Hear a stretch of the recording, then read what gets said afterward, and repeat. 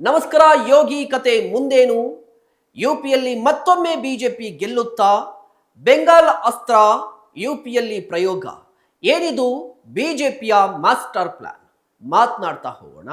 ಅದಕ್ಕೂ ಮುನ್ನ ನೀವಿನ್ನು ನಮ್ಮ ಚಾನಲ್ ಅನ್ನ ಸಬ್ಸ್ಕ್ರೈಬ್ ಮಾಡಿಲ್ಲ ಅಂದ್ರೆ ದಯವಿಟ್ಟು ಈ ಕೂಡಲೇ ಸಬ್ಸ್ಕ್ರೈಬ್ ಮಾಡಿ. ವೀಕ್ಷಕರೇ, ಉತ್ತರ ಪ್ರದೇಶವನ್ನ ಗೆದ್ದವರು ದೆಹಲಿಯ ಗದ್ದುಗೆಯನ್ನ ಹಿಡಿಯುತ್ತಾರೆ ಅನ್ನುವಂತಹ ಮಾತಿದೆ. ಬಿಜೆಪಿ ಆಗಿದ್ರು ಕಾಂಗ್ರೆಸ್ ಆಗಿದ್ರು ಉತ್ತರ ಪ್ರದೇಶವನ್ನ ಟಾರ್ಗೆಟ್ ಮಾಡಿ ತನ್ನ ಚುನಾವಣಾ ರಣತಂತ್ರಗಳನ್ನ ರೂಪಿಸ್ತಾ ಇರುತ್ತೆ. ಉತ್ತರ ಪ್ರದೇಶ ವಿಧಾನಸಭಾ ಚುನಾವಣೆಯಲ್ಲಿ ಯಾವುದೇ ಪಕ್ಷ ಗೆದ್ರೆ ಮುಂದೆ ಲೋಕಸಭಾ ಚುನಾವಣೆಯಲ್ಲಿ ಆ ಪಕ್ಷಕ್ಕೆ ಹೆಲ್ಪ್ ಇರುತ್ತೆ ಅನ್ನೋದು ವಾಸ್ತವ. ಇದೇ ಕಾರಣಕ್ಕೆ ನೋಡಿ, ಈ ಹಿಂದೆ ಕಾಂಗ್ರೆಸ್ ಕೂಡ ಉತ್ತರ ಪ್ರದೇಶವನ್ನ ಟಾರ್ಗೆಟ್ ಮಾಡ್ತಾ ಇತ್ತು. ಈಗ ಬಿಜೆಪಿಯೂ ಕೂಡ ಉತ್ತರ ಪ್ರದೇಶವನ್ನ ಟಾರ್ಗೆಟ್ ಮಾಡಿ ಚುನಾವಣೆಗಳನ್ನ ಮಾಡ್ತಾ ಇದೆ. ರೀಸನ್ ಏನು ಅಂತ ಹೇಳಿದ್ರೆ, ದೇಶದ ಅತಿ ದೊಡ್ಡ ರಾಜ್ಯ ಉತ್ತರ ಪ್ರದೇಶ. ಅಲ್ಲಿ ಅತಿ ಹೆಚ್ಚಿನ ಸಂಖ್ಯೆಯಲ್ಲಿ MP ಸೀಟ್ಗಳಿವೆ. ಆ MP ಸೀಟ್ಗಳನ್ನ ಗೆಲ್ಲಬೇಕು ಅಂತ ಹೇಳಿದ್ರೆ ರಾಜ್ಯ ವಿಧಾನಸಭಾ ಚುನಾವಣೆಯಲ್ಲಿ ಅಧಿಕಾರವನ್ನ ಹಿಡಿಬೇಕಾಗುತ್ತೆ, ವಿಧಾನಸಭಾ ಚುನಾವಣೆಯಲ್ಲಿ ಗೆಲ್ಲಬೇಕಾಗುತ್ತೆ. ಸೊ ಇದೇ ಕಾರಣಕ್ಕೆ ಪ್ರತಿ ಬಾರಿ ಉತ್ತರ ಪ್ರದೇಶ ಚುನಾವಣೆ ಬಂದಾಗಲೂ ಕೂಡ ಇಡೀ ದೇಶದ ಚಿತ್ತ ಉತ್ತರ ಪ್ರದೇಶದತ್ತ ಇರುತ್ತೆ. ಇನ್ನು 7 ತಿಂಗಳಲ್ಲಿ ಉತ್ತರ ಪ್ರದೇಶದ ಚುನಾವಣೆ ಬರುತ್ತೆ. ಈಗ ಹಾಲಿ ಬಿಜೆಪಿ ಸರ್ಕಾರವನ್ನ ನಡೆಸ್ತಾ ಇದೆ. ಮುಂಬರುವಂತಹ ಚುನಾವಣೆಯಲ್ಲಿ ಬಿಜೆಪಿ ಮತ್ತೊಮ್ಮೆ ಉತ್ತರ ಪ್ರದೇಶದಲ್ಲಿ ದಿಗ್ವಿಜಯವನ್ನ ಸಾಧಿಸುತ್ತಾ, ಅಥವಾ ಕಾಂಗ್ರೆಸ್ ನೇತೃತ್ವದ ಇಂಡಿ ಮೈತ್ರಿಕೂಟ ಉತ್ತರ ಪ್ರದೇಶವನ್ನ ಮತ್ತೊಮ್ಮೆ ಕಬ್ಜಾ ಮಾಡುತ್ತಾ ಅನ್ನೋದೇ ಸದ್ಯದ ಕುತೂಹಲ. ಇದರ ನಡುವೆ ಬಿಜೆಪಿ ಒಂದು ಮಾಸ್ಟರ್ ಪ್ಲಾನ್ ಮಾಡಿದೆ ಅಂತ ಗೊತ್ತಾಗ್ತಾ ಇದೆ. ಶತಾಯ ಗತಾಯ ಉತ್ತರ ಪ್ರದೇಶದಲ್ಲಿ ಮತ್ತೊಮ್ಮೆ ಬಿಜೆಪಿಯನ್ನ ಗೆಲ್ಲಿಸೋದಕ್ಕೆ RSS ಸೇರಿದಂತೆ ಬಿಜೆಪಿ ನಾಯಕರು ಒಂದು ಮಾಸ್ಟರ್ ಪ್ಲಾನ್ ಅನ್ನ ಮಾಡ್ತಾ ಇದ್ದಾರೆ. ಪ್ರಮುಖ 5 ಅಸ್ತ್ರಗಳನ್ನ ಪ್ರಯೋಗ ಮಾಡ್ತಾ ಇದ್ದಾರೆ. ಆ ಅಸ್ತ್ರಗಳು ಯಾವುವು, ಯಾವ ರೀತಿಯಾಗಿ ಈ ಅಸ್ತ್ರಗಳು ಪ್ರಯೋಗ ಆಗ್ತಾ ಇದೆ ಅನ್ನೋದನ್ನ ನಾನು ಇನ್ ಡೀಟೇಲ್ಡ್ ಆಗಿ ಮಾತನಾಡ್ತಾ ಹೋಗ್ತೀನಿ. ನೋಡಿ, 2024 ಲೋಕಸಭಾ ಚುನಾವಣೆ ಬಿಜೆಪಿ ಜೊತೆಗೆ ಇಂಡಿಯಾ ಮೈತ್ರಿಕೂಟ ಇದರ ನಡುವೆ ತೀವ್ರ ಪೈಪೋಟಿ ಏರ್ಪಟ್ಟಿತ್ತು. ಉತ್ತರ ಪ್ರದೇಶದಲ್ಲಿ ಬಿಜೆಪಿ ಏನು ಅಂದಾಜು ಮಾಡಿತ್ತು ಅಂತ ಹೇಳಿದ್ರೆ, ಅಯೋಧ್ಯದಲ್ಲಿ ರಾಮ ಮಂದಿರವನ್ನ ನಿರ್ಮಾಣ ಮಾಡಿದ್ದು ಬಿಜೆಪಿ ಹಿಂದುತ್ವದ ಕಾರಣಕ್ಕಾಗಿ. ಸೊ ರಾಮ ಮಂದಿರ ಮತ್ತು ಹಿಂದುತ್ವ ಉತ್ತರ ಪ್ರದೇಶದಲ್ಲಿ ವರ್ಕೌಟ್ ಆಗುತ್ತೆ, ಆಲ್ಮೋಸ್ಟ್ ಕ್ಲೀನ್ ಸ್ವೀಪ್ ಅನ್ನ ಮಾಡ್ತೀವಿ ಅಂತ ಬಿಜೆಪಿ ಅಂದುಕೊಂಡಿತ್ತು. ಬಟ್ ಆಗಿದ್ದೇ ಬೇರೆ. ಸ್ವತಃ ಅಯೋಧ್ಯ ಲೋಕಸಭಾ ಕ್ಷೇತ್ರದಲ್ಲಿ ಬಿಜೆಪಿಯ ಸೋಲಾಗುತ್ತೆ. SP ಕ್ಯಾಂಡಿಡೇಟ್, ಸಮಾಜವಾದಿ ಪಾರ್ಟಿಯ ಕ್ಯಾಂಡಿಡೇಟ್ ಗೆಲುವನ್ನ ಸಾಧಿಸ್ತಾರೆ. ಅಲ್ಲಿಗೆ ಬಿಜೆಪಿಗೆ ಎಚ್ಚರದ ಗಂಟೆ. ಉತ್ತರ ಪ್ರದೇಶದಲ್ಲಿ ಸಮಾಜವಾದ ಪಾರ್ಟಿ, ಕಾಂಗ್ರೆಸ್ ಎಲ್ಲವೂ ಕೂಡ ಸ್ಟ್ರಾಂಗ್ ಆಗ್ತಾ ಇದೆ.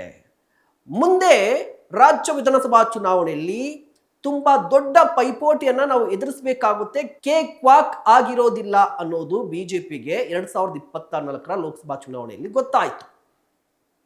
ಸೊ ಇದೇ ಕಾರಣಕ್ಕಾಗಿ RSS ಜೊತೆ ಬಿಜೆಪಿ ಸೇರಿಕೊಂಡು ಈಗ 5 ಅಸ್ತ್ರಗಳ ಪ್ರಯೋಗಕ್ಕೆ ಮುಂದಾಗಿದೆ. ಈ ಅಸ್ತ್ರಗಳ ಪ್ರಯೋಗ ಮೊದಲಾಗಿದ್ದು ವೆಸ್ಟ್ ಬೆಂಗಾಲಲ್ಲಿ. ವೆಸ್ಟ್ ಬೆಂಗಾಲಲ್ಲಿ 3 ಚುನಾವಣೆಗಳ ಹಿಂದಕ್ಕೆ ಹೋದರೆ ಬಿಜೆಪಿಯ ಸಾಧನೆ ಕೇವಲ 3 ಸೀಟ್ ಆಗಿತ್ತು. ಬಟ್ ಈಗ 200ರ ಗಡಿ ದಾಟಿದೆ. ಇದಕ್ಕೆ ರೀಸನ್ ಏನು ಅಂತ ಹೇಳಿದ್ರೆ, RSS ಮಾಡಿದಂತಹ ಕಾರ್ಯತಂತ್ರ. ಅದೇ ರೀತಿಯ ಕಾರ್ಯತಂತ್ರವನ್ನ, ಅದೇ ರೀತಿಯ ಅಸ್ತ್ರಗಳನ್ನ ಈಗ ಬಿಜೆಪಿ ಮತ್ತು RSS ಉತ್ತರ ಪ್ರದೇಶದಲ್ಲಿ ಪ್ರಯೋಗ ಮಾಡಲಿಕ್ಕೆ ಮುಂದಾಗ್ತಾ ಇದೆ. ಹಾಗಾದ್ರೆ ಅಸ್ತ್ರಗಳು ಯಾವುವು ಮಾತನಾಡ್ತಾ ಹೋಗೋಣ. ಮೊದಲ ಅಸ್ತ್ರ 2 ಲಕ್ಷ ಬೂತ್ ಪಾಲಕರು. 2 ಲಕ್ಷ ಬೂತ್ ಪಾಲಕರು. ನೋಡಿ, ಉತ್ತರ ಪ್ರದೇಶದಲ್ಲಿ 1,62,459 ಬೂತ್ಗಳಿವೆ. ಈ ಬೂತ್ಗಳಿಗೆ RSS ಮತ್ತು ಬಿಜೆಪಿ ಸೇರಿಕೊಂಡು 2 ಲಕ್ಷ ಬೂತ್ ಪಾಲಕರನ್ನ ನೇಮಿಸಿದೆ. ಇವ್ರ ಕೆಲಸ ಏನು ಅಂತ ಹೇಳಿದ್ರೆ, ಆ ಬೂತಲ್ಲಿರುವಂತಹ ಮತದಾರರ ಮಾಹಿತಿಯನ್ನ ಪಡೆಯೋದು, ಜೊತೆಗೆ ಮತದಾರರ ಮನಸ್ಥಿತಿ ಹೇಗಿದೆ, ಅವರು ಸರ್ಕಾರದ ಬಗ್ಗೆ ಏನು ಮಾತನಾಡ್ಕೋತಾ ಇದ್ದಾರೆ, ನೆಗೆಟಿವ್ ಆಗಿ ಮಾತನಾಡ್ಕೋತಾ ಇದ್ದಾರೋ, ಪಾಸಿಟಿವ್ ಆಗಿ ಮಾತನಾಡ್ಕೋತಾ ಇದ್ದಾರೋ, ಅಥವಾ ಬೇರೆ ಪಕ್ಷಕ್ಕೆ ವೋಟ್ ಹಾಕಬೇಕು ಅಂತ ಚಿಂತನೆಯಲ್ಲಿದ್ದಾರೋ ಅನ್ನುವ ಡೇಟಾವನ್ನ ಕಲೆಕ್ಟ್ ಮಾಡೋದು. ಆ ಡೇಟಾವನ್ನ RSS ಮತ್ತು BJPಗೆ ಕೊಡುವುದು ಈ ಬೂತ್ ಪಾಲಕರ ಕೆಲಸ. 2 ಲಕ್ಷ ಬೂತ್ ಪಾಲಕರನ್ನ ಈಗಾಗಲೇ ನೇಮಕ ಮಾಡಿದ್ದಾರೆ. ಅವರೆಲ್ಲರೂ ಕೂಡ ಕೆಲಸ ಮಾಡ್ತಾ ಇದ್ದಾರೆ. ಇದು ಮೊದಲ ಅಸ್ತ್ರ. ಇನ್ನು ಎರಡನೇ ಅಸ್ತ್ರ ಪನ್ನಾ ಪ್ರಮುಖ್. ಈ ಪನ್ನಾ ಪ್ರಮುಖ್ ಅಂದ್ರೆ ಏನು ಅಂತ ಹೇಳಿದ್ರೆ, ನಿಮಗೆ ವೋಟರ್ ಲಿಸ್ಟ್ ಬರುತ್ತಲ್ವಾ, ವೋಟರ್ ಲಿಸ್ಟ್ ಬಂದಾಗ ಆ ಮೊದಲ ಪುಟ, ಬರೋಬ್ಬರಿ ಮೊದಲ ಪುಟದಲ್ಲಿ 35 ವೋಟರ್ಗಳ ಹೆಸರಿರುತ್ತೆ. ಅಂದ್ರೆ ಒಂದು ಪುಟವನ್ನ ಪನ್ನಾ ಅಂತ ಹೇಳ್ತಾರೆ. ಅದೇ ರೀತಿಯಾಗಿ ಆ ಪುಟಕ್ಕೆ ಒಬ್ಬ ಪ್ರಮುಖ, ಅಂದ್ರೆ ಆ ಪುಟದಲ್ಲಿ ಬರುವಂತಹ ಎಲ್ಲಾ ಮತದಾರರಿಗೆ ಒಬ್ಬರನ್ನ ಆಯ್ಕೆ ಮಾಡೋದು, ಆತನನ್ನ ಪನ್ನಾ ಪ್ರಮುಖ್ ಅಂತ ಹೇಳ್ತಾರೆ. ಆತ ಏನ್ ಮಾಡ್ತಾನೆ ಅಂತ ಹೇಳಿದ್ರೆ, ಆ 35 ಜನ ವೋಟರ್ಗಳಿದ್ದಾರಲ್ವಾ, ಅವ್ರ ಜೊತೆ ನೇರ ಸಂಪರ್ಕವನ್ನ ಸಾಧಿಸೋದು, ನೇರವಾಗಿ ಸಂಪರ್ಕ ಸಾಧಿಸೋದು. ಬೆಳಗ್ಗೆ ಇದ್ರೆ ಗುಡ್ ಮಾರ್ನಿಂಗ್ ಹೇಳೋದು, ಟೀ ಕಾಫಿ ಕುಡಿಯೋದು, ವಾಕ್ ಮಾಡೋದು, ಅವ್ರ ಜೊತೆ ಈ ಪರ್ಸನಲ್ ಸಂಬಂಧವನ್ನ ರೂಪಿಸ್ಕೊಳ್ಳೋದು ಅಥವಾ ಪರ್ಸನಲ್ ಸಂಬಂಧವನ್ನ ಬೆಳೆಸ್ಕೊಳ್ಳೋದು. ಆ ಮುಖಾಂತರ ಬಿಜೆಪಿಯ ಅಜೆಂಡಾಗಳನ್ನ ಹೇಳೋದು, ಬಿಜೆಪಿ ಸರ್ಕಾರದ ಯೋಜನೆಗಳನ್ನ ತಿಳಿಸೋದು, ಬಿಜೆಪಿ ಹಾಗೆ ಮಾಡ್ತಾ ಇದೆ, ಹೀಗೆ ಮಾಡ್ತಾ ಇದೆ ಅಂತ ಹೇಳಿ ಅವರನ್ನ ಮನವೊಲಿಸೋದು. ಜೊತೆಗೆ ಚುನಾವಣೆ ಸಂದರ್ಭದಲ್ಲಿ ಅಥವಾ ಮತದಾನದ ಸಂದರ್ಭದಲ್ಲಿ ಆ ವ್ಯಕ್ತಿ ಅಥವಾ ಈ 35 ಮಂದಿ ಬಂದು ಮತ ಚಲಾವಣೆ ಮಾಡೋವರೆಗೂ ಕೂಡ ಈ ಪನ್ನಾ ಪ್ರಮುಖ್ ಎಲ್ಲಾ ರೀತಿಯ ಜವಾಬ್ದಾರಿಗಳನ್ನ ನಿಭಾಯಿಸಬೇಕಾಗುತ್ತೆ. ಒಂದು, ಈ 35 ಮತದಾರರ ಜೊತೆ ವೈಯಕ್ತಿಕವಾಗಿ ಸಂಬಂಧವನ್ನ ಬೆಳೆಸೋದು, ಅವ್ರಿಗೆ ಸರ್ಕಾರ ಮತ್ತು ಪಕ್ಷದ ಸಿದ್ಧಾಂತದ ಬಗ್ಗೆ ಮಾಹಿತಿಯನ್ನ ಕೊಡೋದು, ಮನವೊಲಿಸೋದು. ಜೊತೆಗೆ ಅವರು ಬಿಜೆಪಿಗೆ ಬಂದು ವೋಟ್ ಹಾಕುವ ರೀತಿಯಲ್ಲಿ ಅವರನ್ನ ಮನವೊಲಿಸಿ ತಯಾರಿ ಮಾಡುವಂಥದ್ದು. ಪನ್ನಾ ಪ್ರಮುಖ್ ಈ ರೀತಿಯ ಕೆಲಸಗಳನ್ನ ಮಾಡ್ತಾನೆ. ಮೂರನೇ ಅಸ್ತ್ರ ಶಕ್ತಿ ಕೇಂದ್ರದ ಕಾರ್ಯಕರ್ತರು ಅಂತ. ಮೂರನೇ ಅಸ್ತ್ರ ಶಕ್ತಿ ಕೇಂದ್ರದ ಕಾರ್ಯಕರ್ತರು. ಇವರೇನ್ ಮಾಡ್ತಾರೆ ಅಂತ ಹೇಳಿದ್ರೆ, ಸ್ವಿಂಗ್ ವೋಟರ್ಸ್ ಅನ್ನ ಟಾರ್ಗೆಟ್ ಮಾಡ್ತಾರೆ. ನೋಡಿ, ಯಾವುದೇ ಚುನಾವಣೆ ಆದ್ರೂ ಕೂಡ ಬಿಜೆಪಿಗೆ ಬರುವಂತಹ ಸಾಂಪ್ರದಾಯಿಕ ಮತಗಳು ಬಿಜೆಪಿಗೆ ಬರುತ್ತೆ, ಕಾಂಗ್ರೆಸ್ಗೆ ಅಥವಾ ಬೇರೆ ಪಕ್ಷಗಳಿಗೆ ಹೋಗುವಂತಹ ಸಾಂಪ್ರದಾಯಿಕ ಮತಗಳು ಆ ಪಕ್ಷಕ್ಕೆ ಹೋಗುತ್ತೆ. ಬಟ್ ರಿಸಲ್ಟ್ ಅನ್ನ ನಿರ್ಧಾರ ಮಾಡೋದು ಈ ಮಿಡಲ್ ಅಲ್ಲಿ ಇರುವಂತಹ ಸ್ವಿಂಗ್ ವೋಟರ್ಸ್. ಅಂದ್ರೆ ಆ ಪಕ್ಷಕ್ಕೆ ಹಾಕಬೇಕು, ಈ ಪಕ್ಷಕ್ಕೆ ಹಾಕಬೇಕು ಅಂತ ಗೊಂದಲದಲ್ಲಿ ಇರುವಂತಹ ಅಥವಾ ಇನ್ನೂ ಕೂಡ ನಿರ್ಧಾರ ಮಾಡದಂತಹ ಮತದಾರರೇ ಪ್ರತಿ ಬಾರಿಯೂ ಕೂಡ ರಿಸಲ್ಟ್ ಅನ್ನ ನಿರ್ಧಾರ ಮಾಡ್ತಾರೆ. ಆ ರೀತಿಯ ಮತದಾರರನ್ನ ಈ ಶಕ್ತಿ ಕೇಂದ್ರದ ಕಾರ್ಯಕರ್ತರು ಟಾರ್ಗೆಟ್ ಅನ್ನ ಮಾಡ್ತಾರೆ. ಟಾರ್ಗೆಟ್ ಮಾಡಿ ವಿಚಾರಿಸ್ತಾರೆ, ಏನಂತ, ಏನು ಗೊಂದಲ ಇದೆ, ಆ ಪಕ್ಷ ಏನ್ ಮಾಡ್ತಾ ಇದೆ, ಅಂದ್ರೆ ವಿರೋಧ ಪಕ್ಷಗಳು ಏನ್ ಮಾಡ್ತಾ ಇದೆ, ಸರ್ಕಾರ ಏನ್ ಮಾಡ್ತಾ ಇದೆ, ಬಿಜೆಪಿ ಎಷ್ಟು ಯೋಜನೆಗಳನ್ನ ತಂದಿದೆ, ಬಿಜೆಪಿಯ ಯೋಜನೆಗಳಿಂದ ಎಷ್ಟು ಮಂದಿಗೆ ಅನುಕೂಲ ಆಗಿದೆ, ಹೀಗೆ ಬಿಜೆಪಿ ಸರ್ಕಾರದ ಅಥವಾ ಬಿಜೆಪಿ ಸಿದ್ಧಾಂತವನ್ನ ಈ ಗೊಂದಲದಲ್ಲಿರುವಂತಹ ಅಥವಾ ಸ್ವಿಂಗ್ ವೋಟರ್ಸ್ ಬಳಿ ಮಾಹಿತಿಯನ್ನ ಕೊಡ್ತಾರೆ. ಅವ್ರಿಗೆ ಮಾಹಿತಿಯನ್ನ ಕೊಟ್ಟು ಅವರನ್ನ ಮನವೊಲಿಸುವಂತ ಪ್ರಯತ್ನವನ್ನ ಮಾಡ್ತಾರೆ. ಇದ್ರ ಜೊತೆಗೆ ಈ ಸ್ವಿಂಗ್ ವೋಟರ್ಸ್ ಇರ್ತಾರಲ್ವಾ, ಅವರ ಮನೆಗಳಿಗೆ ಹೋಗಿ ಆ ಮನೆಯಲ್ಲಿ ಎಷ್ಟು ಜನ ಇದ್ದಾರೆ, ಎಷ್ಟು ಜನರಿಗೆ ಮತದಾನ ಮಾಡುವಂತ ಹಕ್ಕಿದೆ, ಯಾರು ಹೊಸದಾಗಿ ಸೇರ್ಪಡೆ ಆಗ್ತಾ ಇದ್ದಾರೆ, ಇಫ್ ಇನ್ ಕೇಸ್ ಹೊಸದಾಗಿ ಸೇರ್ಪಡೆ ಆಗ್ತಿದ್ರೆ ಇವರೇ ಸ್ವತಃ ಆ ಎಲ್ಲಾ ಪ್ರಕ್ರಿಯೆಯನ್ನ ನಡೆಸ್ಕೊಡ್ತಾರೆ. ಅಂದ್ರೆ ಅವ್ರಿಗೆ ಯಾರಿಗೂ ಕೂಡ ಪ್ರಾಬ್ಲಮ್ ಆಗಬಾರ್ದು. ಎಲ್ಲಾ ರೀತಿಯ ಡಾಕ್ಯುಮೆಂಟ್ಸ್ ಅನ್ನ ಇವರೇ ರೆಡಿ ಮಾಡಿ ಕೊಡ್ತಾರೆ.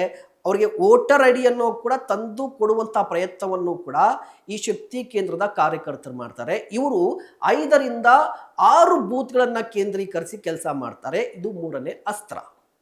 ಇನ್ನು 4ನೇ ಅಸ್ತ್ರ, ಈಗ ಸದ್ಯ ಇರುವಂತಹ ಬೂತ್ಗಳನ್ನ 3 ಭಾಗಗಳಾಗಿ ವಿಂಗಡಣೆ ಮಾಡುವುದು. ಮೊದಲನೇ ಭಾಗ ಪಕ್ಕಾ ಗೆಲ್ಲುವಂತಹ ಬೂತ್ಗಳು, ಎರಡನೇ ಭಾಗ 50-50 ಇರುವಂತಹ ಬೂತ್ಗಳು, ಅಂದ್ರೆ ಸ್ವಲ್ಪ ಎಫರ್ಟ್ ಹಾಕಿದ್ರು ಕೂಡ ಗೆಲ್ಲಬಹುದಾದ ಬೂತ್ಗಳು, ಮೂರನೇ ಭಾಗ ಯಾವುದೇ ಕಾರಣಕ್ಕೂ ಕೂಡ ಅಲ್ಲಿ ಬಿಜೆಪಿ ಗೆಲ್ಲೋದಕ್ಕೆ ಸಾಧ್ಯನೇ ಇಲ್ಲ. ಅಂದ್ರೆ ಅಲ್ಲಿ ಬಿಜೆಪಿ ಗೆಲ್ಲಲ್ಲ ಅನ್ನುವಂತಹ ಒಂದಿಷ್ಟು ಬೂತ್ಗಳನ್ನ ಸಪರೇಟ್ ಮಾಡ್ಕೋತಾರೆ. ಅಂದ್ರೆ 3 ಭಾಗಗಳಾಗಿ ವಿಂಗಡಣೆ ಮಾಡ್ಕೊಳ್ಳೋದು. ಮೊದಲ ಭಾಗದಲ್ಲಿ ಬಿಜೆಪಿ ಪಕ್ಕಾ ಗೆಲ್ಲುವಂತಹ ಬೂತ್ಗಳು. ಇಲ್ಲಿ ಏನ್ ಮಾಡ್ತಾರೆ ಅಂತ ಹೇಳಿದ್ರೆ ಬಿಜೆಪಿಯ ವೋಟ್ ಶೇರ್ ಅನ್ನ ಹೇಗೆ ಹೆಚ್ಚಿಸಬಹುದು ಅನ್ನುವಂತಹ ಪ್ರಯತ್ನವನ್ನ ಇಲ್ಲಿ ಮಾಡ್ತಾರೆ. ಮತ್ತೆ 50-50 ಅಂತ ಇರುತ್ತಲ್ಲ, ಅಂದ್ರೆ ಪೈಪೋಟಿ ಕೊಡುವಂತಹ ಬೂತ್ಗಳಿದೆಯಲ್ವಾ, ಅಲ್ಲಿ ಏನ್ ಮಾಡ್ತಾರೆ ಅಂದ್ರೆ ಹೆಚ್ಚಿನ ಪ್ರಮಾಣದಲ್ಲಿ ಪ್ರಚಾರ ಮಾಡುವುದು, ದೊಡ್ಡ ದೊಡ್ಡ ನಾಯಕರನ್ನ ಕರೆದುಕೊಂಡು ಹೋಗಿ ಬಹಿರಂಗ ಸಭೆಗಳನ್ನ ಮಾಡುವುದು, ಎಫರ್ಟ್ ಹಾಕಿದ್ರೆ ಗೆಲ್ತೀವಿ ಅನ್ನುವಂತಹ ಬೂತ್ಗಳಲ್ಲಿ ಹೆಚ್ಚಿನ ಕಾನ್ಸಂಟ್ರೇಟ್ ಮಾಡಬೇಕು. ಸೊ ಆ ಬೂತ್ಗಳನ್ನ ಟಾರ್ಗೆಟ್ ಮಾಡ್ತಾರೆ. ಇನ್ನ ಲಾಸ್ಟ್ ಸಿ ಅನ್ನುವಂತಹ ಬೂತ್ ಇರುತ್ತಲ್ವಾ, ಆ ಬೂತ್ ಅಲ್ಲಿ ಏನ್ ಮಾಡ್ತಾರೆ ಅಂತ ಹೇಳಿದ್ರೆ ಪಕ್ಷವನ್ನ 0 ಇಂದ ಅಂದ್ರೆ ಬೂತ್ ಲೆವೆಲ್ ಇಂದ ಕಟ್ಟೋದಕ್ಕೆ ಪ್ರಯತ್ನವನ್ನ ಪಡ್ತಾರೆ. ಸೊ ಈ ರೀತಿಯಾಗಿ 3 ಭಾಗಗಳನ್ನಾಗಿ ಮಾಡ್ಕೊಂಡಿದ್ದಾರೆ. ಇದು 4ನೇ ಅಸ್ತ್ರ. ಇನ್ನ 5ನೇ ಅಸ್ತ್ರ, last but not a least, ಬಹಿರಂಗ ಸಭೆಗಳನ್ನ ಮಾಡೋದಿಲ್ಲ, ಬದಲಿಗೆ ಲೋಕಲ್ ಆಗಿ ಸಭೆಗಳನ್ನ ಮಾಡೋದು. ಲೋಕಲ್ ಲೆವೆಲ್ ಅಲ್ಲಿ ಸಭೆಗಳನ್ನ ಮಾಡೋದು. 4 ಮನೆಗಳಿಗೆ ಒಂದು ಸಭೆ, 5-6 ಮನೆಗಳಿಗೆ ಒಂದು ಸಭೆ, ಒಂದು ಬೀದಿಗೆ ಒಂದು ಸಭೆ, ಆ ರೀತಿಯಾಗಿ ಸಭೆಗಳನ್ನ ಮಾಡೋದು. ಇಲ್ಲಿ ಏನ್ ಮಾಡ್ತಾರೆ ಅಂತ ಹೇಳಿದ್ರೆ ದೊಡ್ಡ ದೊಡ್ಡ ವಿಚಾರಗಳನ್ನ ಪ್ರಸ್ತಾಪ ಮಾಡೋದಿಲ್ಲ. ಈ ದೇಶದ ವಿಚಾರಗಳನ್ನ, ಅಯೋಧ್ಯ ವಿಚಾರಗಳನ್ನ, ರಾಮ ಮಂದಿರ ವಿಚಾರಗಳನ್ನ, ಬೆಲೆ ಏರಿಕೆ ಆ ವಿಚಾರವನ್ನ ಪ್ರಸ್ತಾಪ ಮಾಡೋದಿಲ್ಲ. ಬದಲಿಗೆ ಅಲ್ಲಿ ಸಮಸ್ಯೆ, ಸ್ಥಳೀಯವಾಗಿರುವಂತಹ ರೋಡಿನ ಸಮಸ್ಯೆ, ಚರಂಡಿ ಸಮಸ್ಯೆಗಳ ಬಗ್ಗೆ ಹೈಲೈಟ್ ಮಾಡೋದು. ಹೀಗೆ ಬಿಜೆಪಿ ಮುಂಬರುವಂತಹ ಚುನಾವಣೆಯಲ್ಲಿ ಗೆಲ್ಲೋದಕ್ಕೆ 5 ಅಸ್ತ್ರಗಳನ್ನ ಪ್ರಯೋಗ ಮಾಡ್ತಾ ಇದೆ. ನಿಮ್ಗೇನನ್ಸುತ್ತೆ? ಮತ್ತೊಮ್ಮೆ ಉತ್ತರ ಪ್ರದೇಶದಲ್ಲಿ ಬಿಜೆಪಿ ಗೆಲ್ಲುತ್ತಾ ಅಥವಾ ಇಂಡಿಯಾ ಮೈತ್ರಿಕೂಟ ಅಧಿಕಾರಕ್ಕೆ ಬರುತ್ತಾ? ದಯವಿಟ್ಟು ಕಮೆಂಟ್ ಮಾಡಿ. ಇಂತಹ ಮತ್ತಷ್ಟು ಕಂಟೆಂಟ್ಗಾಗಿ ನೋಡ್ತಾ ಇರಿ ಸುಮನ್ ಟಿವಿ ಕನ್ನಡ.